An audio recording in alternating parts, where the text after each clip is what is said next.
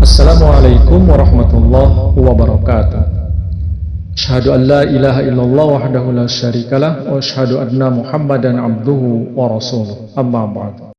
Allah Subhanahu wa taala berfirman dalam Al-Qur'an, A'udzu billahi minasyaitonir rajim. Innal ladzina qalu rabbunallahu tsumma istaqamu tatanazzalu 'alaihimul malaika alla takhafu wa la tahzanu wa abshiru bil jannati allati kuntum tu'adun.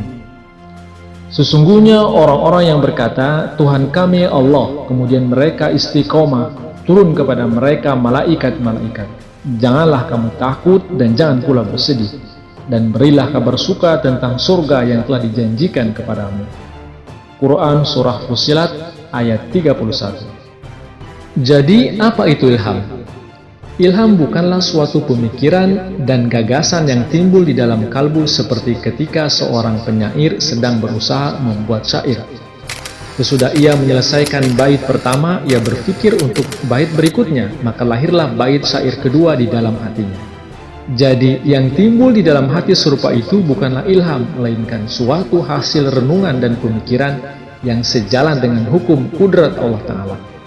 Bahwa orang yang memikirkan perkara-perkara baik atau yang merenungkan perkara-perkara buruk sesuai dengan yang dicarinya, maka pasti di dalam hatinya timbul suatu gagasan.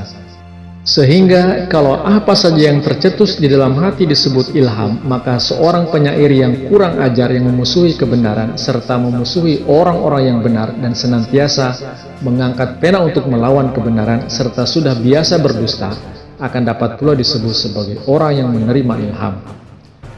Maka yang sebenarnya ilham itu adalah percakapan dan dialog Allah yang Maha Suci lagi Maha Perkasa kepada seorang hamba pilihannya atau kepada seseorang yang ingin dijadikannya terpilih. Apabila percakapan atau dialog tersebut mulai berlangsung dengan suatu kesinambungan yang gencar serta menghibur dan di dalamnya tidak terdapat kegelapan pikiran-pikiran buruk serta tidak tanggung-tanggung dan bukan berupa perkataan yang tidak menentu ujung pangkalnya, melainkan suatu kalam yang lezat, penuh hikmah dan penuh keperkasaan, maka itu merupakan kalam ilahi yang dengan perantaraannya Allah Subhanahu wa Ta'ala ingin memberi hiburan atau ketenangan kepada hambanya serta menampakkan zatnya sendiri pada si hamba itu. Terkadang sebuah kalam turun semata-mata sebagai ujian, tidak sempurna dan tidak mengandung unsur-unsur berberkat. Dalam keadaan demikian, hamba Allah itu diuji pada tingkat permulaan, yakni apakah dengan mencicipi secuil ilham itu ia benar-benar akan memperlihatkan keadaan dan ucapan-ucapannya seperti para penerima ilham sejati atau akan tergelincir. Jadi apabila ia tidak memilih kebenaran hakiki seperti halnya para siddiq atau orang-orang yang lurus hati, maka ia akan luput dari kesempurnaan nikmat itu dan di tangannya hanya terdapat kata-kata yang hampa dan sia-sia belaka. Pada dasarnya, ilham terus-menerus turun kepada jutaan hamba yang soleh, akan tetapi derajat mereka di sisi Allah tidak sama. Bahkan para nabi suci Allah sebagai penerima ilham yang paling utama dan paling bersih sekalipun tidak sama derajat mereka. Allah Ta'ala berfirman dalam Al-Quran, Tilkar rusulu faddalna ba'dahum ala ba'd minhum man kallamallahu wa rafa'a ba'dahum darajat. Inilah rasul-rasul yang telah kami lebihkan sebagian dari mereka di atas yang lain. Di antara mereka ada yang kepada mereka Allah bercakap-cakap dan dia meninggikan sebagian dari mereka dalam derajatnya. Surah Al-Baqarah ayat 253. Jadi sebagian nabi memperoleh fadilah keutamaan atas sebagian nabi lainnya. Dari itu terbukti bahwa ilham merupakan fadilah atau karunia semata dan tidak ada campur tangan dalam urusan fadilah, melainkan fadilah itu sesuai dengan kadar ketulusan, keikhlasan dan kesetiaan yang diketahui oleh Allah. Maka ilham pun apabila disertai syarat-syaratnya yang berberkat, maka buahnya juga akan ada. Dalam hal ini, tidak diragukan lagi jika ilham itu turun dalam bentuk dialog, yakni sang hamba bertanya dan Allah menjawabnya, dan di dalam ilham tersebut terdapat keperkasaan dan nur ilahi, serta mengandung ilmu-ilmu gaib atau ma'rifat sejati, maka itu adalah ilham ilahi.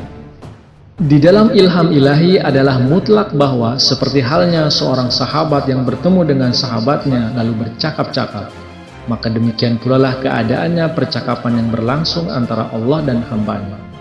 Dan tatkala sang hamba bertanya tentang suatu hal, maka ia akan mendengar dari Allah Ta'ala suatu kalam yang lezat lagi fasih sebagai jawabannya.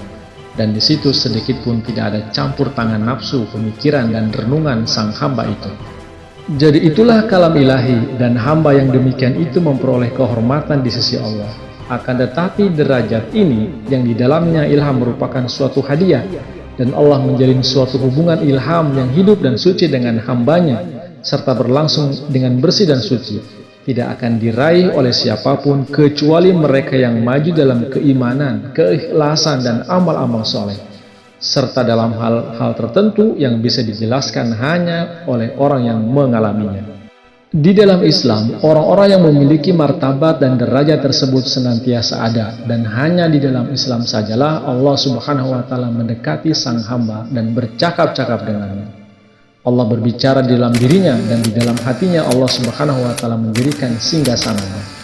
Dan dari dalam diri orang itulah Allah menariknya kepada derajat yang tinggi, serta melimpahkan kepada orang itu segala nikmat yang pernah diberikannya kepada orang-orang terdahulu. Wallahu a'lam bishawab. Terima kasih. Wassalamualaikum warahmatullahi wabarakatuh.